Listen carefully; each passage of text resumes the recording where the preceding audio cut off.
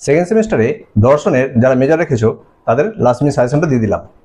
দেখবে এর আগে আমি তোমাদের যখন ফার্স্ট সেমিস্টার থেকে সেকেন্ড সেমিস্টারে উঠেছো সঙ্গে সঙ্গে তোমাদের কিন্তু মেন সাজেশন আমি দিয়ে দিয়েছি। বলেছিলাম কি লাস্ট মিনিট সাজেশনে তোমাদেরকে আমি শুধুমাত্র স্টামার্কস প্রশ্নগুলো দেবো। দেখে নাও আজকে আমি তোমাদের কোন কোন প্রশ্নগুলো স্টামার্কস রেখেছি, যে প্রশ্নগুলো তোমাদের এবারে 2026 জন্য খুবই ইম্পর্টেন্ট, অর্থাৎ পরীক্ষা 10টা থাকবে, লিখতে হবে 6টা। আশা করি এই প্রশ্নের মধ্যে 6টা কমন পেয়ে যাবে। ঠিক আছে, দেখে নাও কি প্রশ্ন রেখেছি। তবে হ্যাঁ, তোমরা যারা এখন চ্যানেলটি সাবস্ক্রাইব করোনি অবশ্যই সাবস্ক্রাইব করে রাখো। দেখবে তোমাদের আমি শুধু সেকেন্ড সেমিস্টার ফার্স্ট সেমিস্টার নয়, সমস্ত সেমিস্টারে মেজর মাইনর সেক পেপার যা আছে সব আমি তোমাদেরকে main suggestion, last minute suggestion এবং 2 নম্বর সাজেশনও দেওয়ার চেষ্টা করছি, যা কোনো চ্যানেল তোমাদেরকে এরকম হাতে মুঠে করে দেয় না। তাই তোমরা অবশ্যই চ্যানেলটা সাবস্ক্রাইব করে রাখবে এবং তোমাদের বন্ধুদেরকেও ভিডিওগুলো শেয়ার করবে এবং তাদেরকে সাবস্ক্রাইব করতে বলবে, আর একটা লাইক কমেন্ট তো অবশ্যই করবে। ঠিক আছে, এবার দেখে নাও কোন প্রশ্নগুলো আমি স্টার রেখেছি।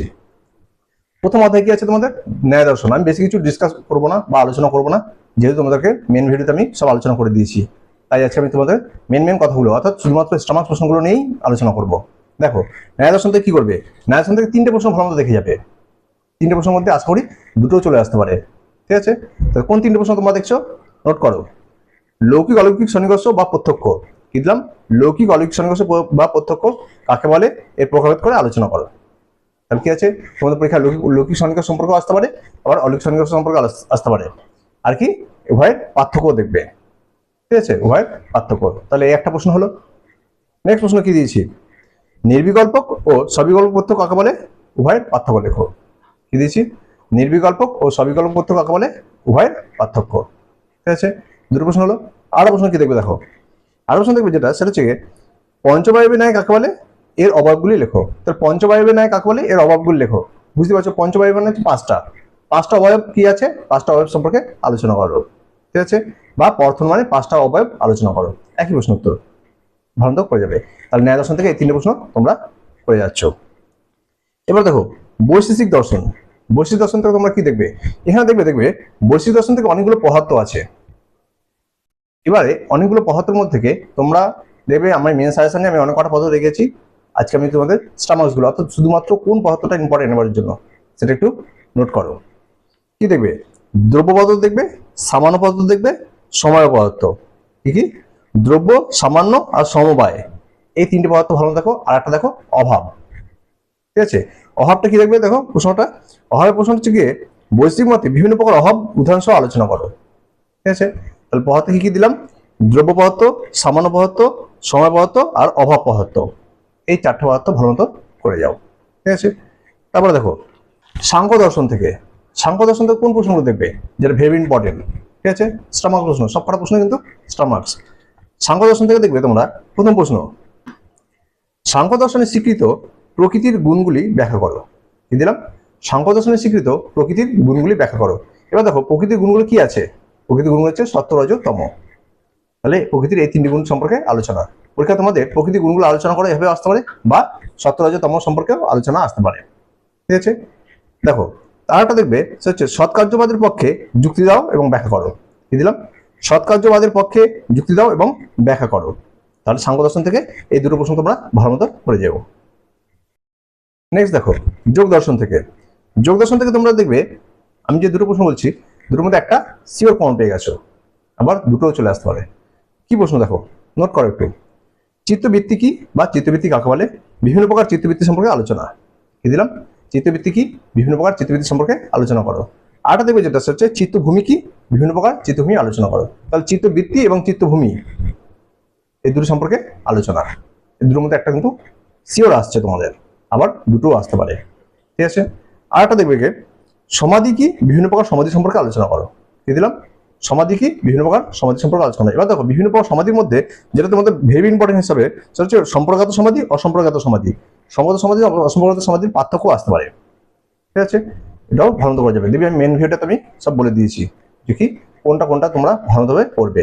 আমি কিন্তু এখানে বেশি ডিসকাস করলাম না, আমি আগের ভিডিওতে সব কিন্তু ডিটেলসে আলোচনা করে দিয়েছি। তোমরা যারা আমার আগের ভিডিও পাওনি আমার চ্যানেলে দেখো, আগের ভিডিও তোমার দেওয়া আছে। এখান থেকে লাস্ট দেখবে পতঞ্জলি অনুসরণ করে অষ্টাঙ্গ যোগ আলোচনা করো। কি দিলাম, পতঞ্জলিকে অনুসরণ করে অষ্টাঙ্গ যোগ আলোচনা করো। ঠিক আছে, তাহলে এগারোটা দিলাম ভারতীয় দর্শন থেকে।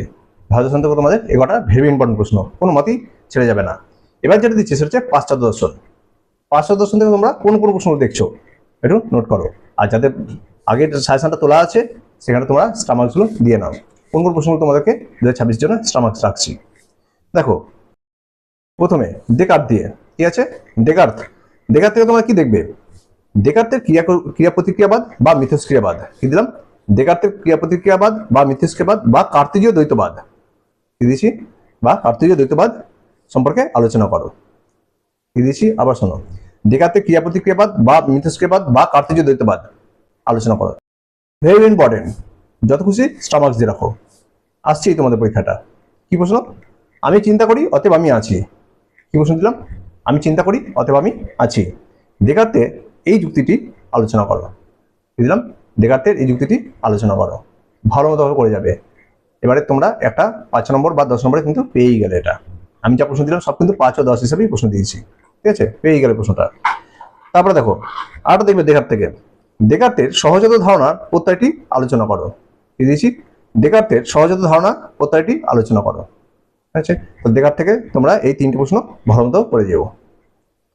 তারপর দেখো স্পিনোজা থেকে কি দেখবে? স্পিনোজা থেকে ভেরি ইম্পর্টেন্ট, স্টামার্কস করো। ভেরি ইম্পর্টেন্ট আসছেই। জ্ঞানের বিভিন্ন স্তর সম্পর্কে স্পিনোজার মত সংক্ষেপে আলোচনা করো। বুঝলাম? জ্ঞানের বিভিন্ন স্তর সম্পর্কে স্পিনোজার মত আলোচনা করো বা জ্ঞান তত্ত্ব আলোচনা করো। একই, স্পিনোজার জ্ঞান তত্ত্ব আলোচনা করো বা জ্ঞানের বিভিন্ন স্তর সম্পর্কে স্পিনোজার মত আলোচনা করো। তারপরে দেখবে লাইবনিজ থেকে কি দেখবে? ভেরি ইম্পর্টেন্ট, লাইবনিজের মনা তত্ত্বটি আলোচনা করো। কি দিয়েছি? লাইবনিজের মনা তত্ত্বটি আলোচনা করো। ভেরি ইম্পর্টেন্ট, যত খুশি স্টামার্কস করো। ঠিক আছে, তারপর দেখো লাইবনিজ কিভাবে যৌক্তিক সত্যতা ও ঘটনাগত সত্যতার পার্থক্য করেছেন। কি দিলাম? লাইবনিজ কিভাবে যৌক্তিক সত্যতা ও ঘটনাগত সত্যতার পার্থক্য করেছেন। তাহলে তোমরা 5টা দর্শন থেকে 11টা প্রশ্ন দেখলে, তা টোটাল যে কটা প্রশ্ন দিলাম 11টা প্রশ্ন তোমরা নখদর্পণে করো। তোমাদের পরীক্ষা 10টা থাকে, 6টা লিখতে হয়। সেই কথা চিন্তা করে কিন্তু আমি লাস্ট মিনিট সাজেশনে ইম্পর্টেন্ট প্রশ্নগুলোই তুলে দিলাম। আর এরপর তোমাদের কোন বিষয়ে সাজেশন দরকার আছে এবং 2 নম্বরের সাজেশনের দরকার আছে, আমি চেষ্টা করব তোমাদেরকে 2 নম্বর সাজেশনে দেওয়ার। তাই তোমরা কমেন্টে অবশ্যই জানাবে যে তোমাদের কোন বিষয়ে সাজেশন এবং 2 নম্বর সাজেশন দরকার আছে কিনা। কমেন্ট অনুযায়ী আমি তোমাদেরকে সাজেশন দেওয়ার চেষ্টা করব। আর ভিডিওগুলো অবশ্যই বন্ধুদেরকে শেয়ার করে দেবে আর তাদেরকেও সাবস্ক্রাইব করতে বলবে, কারণ তোমাদের কিন্তু 4 ইয়ার্স হলে 8 সেমিস্টার এবং 3 ইয়ার্স হলে 6 সেমিস্টার। অনেক কটা সেমিস্টার কিন্তু এখনো তো পরীক্ষার বাকি আছে। তোমাদের দেখবে তোমাদের আমি পরীক্ষার একটা সেমিস্টার থেকে 8 সেমিস্টার উঠলেই আমি প্রথমেই তোমাদের সাজেশন দিয়ে দিই, পরীক্ষার আগে তোমার লাস্ট মিনিট সাজেশন দিয়ে দিই। তাহলে এরকমভাবে হাতের মুঠে সাজেশন পেতে অবশ্যই চ্যানেলটা সাবস্ক্রাইব করে রাখবে আর একটা লাইক আর কমেন্ট তো অবশ্যই করবে।